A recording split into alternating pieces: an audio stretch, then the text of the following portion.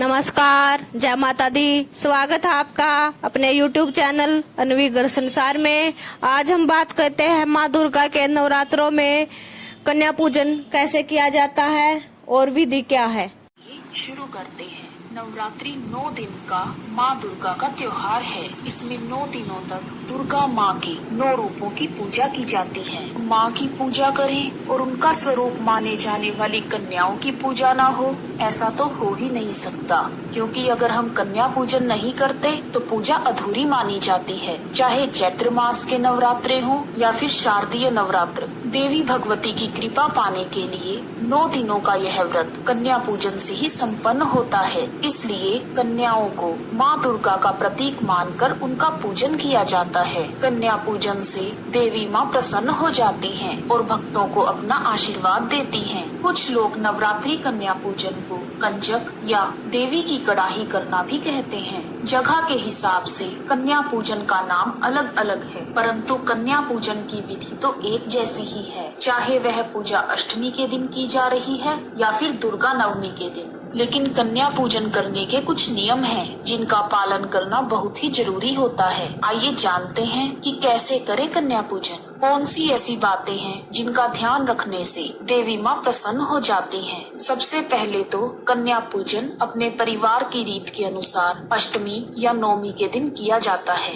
और जिन कन्याओं को आप कन्या पूजन के लिए आमंत्रित कर रहे हैं, उनकी उम्र 2 साल से लेकर 10 साल के बीच में होनी चाहिए। हर उम्र की कन्या का रूप अलग अलग है। 2 साल की कन्या को कन्याकुमारी का स्वरूप माना जाता है। 2 वर्ष की कन्या का पूजन करने से घर से दुख और दरिद्रता दूर हो जाती है। और 3 वर्ष की कन्या त्रिमूर्ति का रूप मानी गई है। त्रिमूर्ति के पूजन से घर में धन धान्य की भरमार हो जाती है और परिवार में सुख और समृद्धि बनी रहती है। और 4 साल की कन्या को कल्याणी माना गया है, जिसकी पूजा करने से परिवार का कल्याण होता है। और 5 साल की कन्या रोहिणी का रूप मानी गई है। रोहिणी का पूजन करने से निरोगी काया की प्राप्ति होती है। 6 वर्ष की कन्या को काली माँ का रूप माना गया है, जिनकी पूजा करने से विजय, विद्या और राजयोग प्राप्त होता है। 7 साल की कन्या चंडिका होती है, जिसकी पूजा करने से घर में धन और ऐश्वर्य की प्राप्ति होती है। 8 साल की कन्याएं शांभवी कहलाती हैं, जिनको पूजने से विवाद में विजय मिलती है। और 9 साल की कन्याएं साक्षात दुर्गा का रूप होती हैं, जिनकी पूजा करने से शत्रुओं का नाश हो जाता है और कठिन से कठिन कार्य पूरे हो जाते हैं। 10 साल की कन्या सुभद्रा कहलाती है, जो अपने भक्तों की सभी इच्छाएं पूरी करती है। और जब आप कन्या पूजन के लिए बच्चियों को आमंत्रित करते हैं, तो कम से कम 9 कन्याओं को अवश्य बुलाना चाहिए और हर कन्या को देवी का रूप मानकर पूजा करनी चाहिए। और अगर 9 से ज्यादा कन्याएं कन्या पूजन के लिए मिल रही हैं, तो उसमें कोई आपत्ति नहीं है। यह तो और भी अच्छी बात है। दोस्तों, कन्या पूजन में एक बालक को आमंत्रित करने का भी नियम है। मान्यता है कि अगर आपने एक बालक को आमंत्रित नहीं किया है, तो कन्या पूजन पूर्ण नहीं होता। उस बालक को हनुमान जी का रूप मानते हैं। जिस प्रकार माँ की पूजा भैरवनाथ की पूजा के बिना पूर्ण नहीं होती, उसी प्रकार कन्या पूजन भी एक बालक के बगैर पूरा नहीं माना जाता।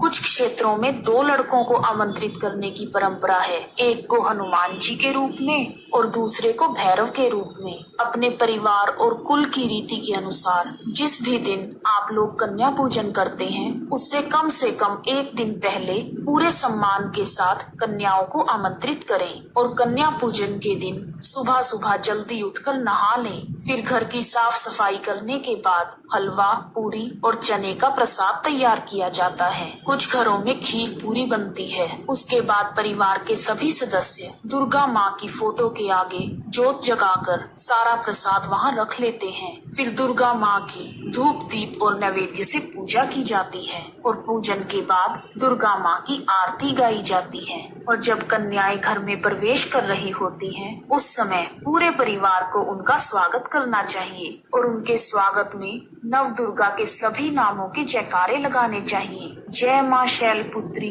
जय माँ ब्रह्मचारिणी, जय माँ चंद्रघंटा, जय कुष्मांडा माता, जय स्कंद माता, जय माँ कात्यायनी, जय माँ कालरात्रि, जय माँ महागौरी, जय माँ सिद्धिदात्री, जय माता की, जय माता की। फिर सभी कन्याओं के पैर धोकर उनसे आशीर्वाद लेकर आसन पर बिठाया जाता है। उसके बाद कन्याओं को तिलक लगाया जाता है। तिलक लगाने के बाद माँ भगवती का ध्यान करते हुए देवी की स्वरूप उन सभी कन्याओं और 2 बालकों को आदर पूर्वक माता का प्रसाद दिया जाता है। कन्या पूजन के लिए जो बच्चे घर पर आते हैं, उनकी उम्र छोटी होने के कारण वो लोग कुछ शरारतें भी करते हैं। जब कन्याएं और बालक प्रसाद खा रहे हों और उनसे भोजन कहीं इधर उधर गिर जाए तो उन्हें कभी मना नहीं करना चाहिए। ध्यान रखें, जितनी देर तक वो बच्चे आपके घर पर हैं, वो सभी खुश रहने चाहिए। कन्या पूजन के समय सभी बच्चों को कम से कम एक फल जरूर देना चाहिए, जिसमें आप केला या नारियल ले सकते हैं, क्योंकि केला भगवान विष्णु जी का प्रिय फल है और नारियल श्री लक्ष्मी माँ का। और इन दोनों फलों का दान करने से घर में सुख समृद्धि की वृद्धि होती है।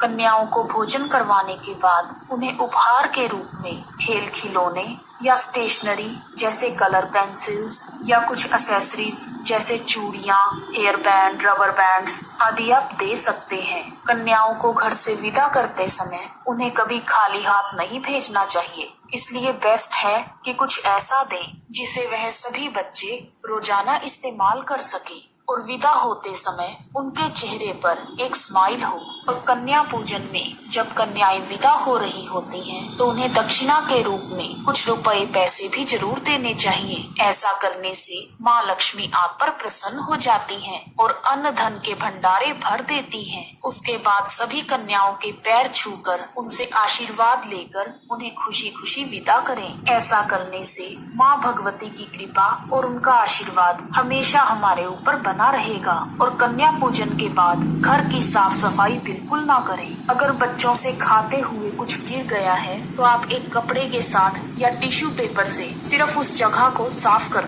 धन्यवाद। अगर आपको हमारी यह जानकारी पसंद आई है तो कृपया चैनल को लाइक, शेयर और सब्सक्राइब कीजिए।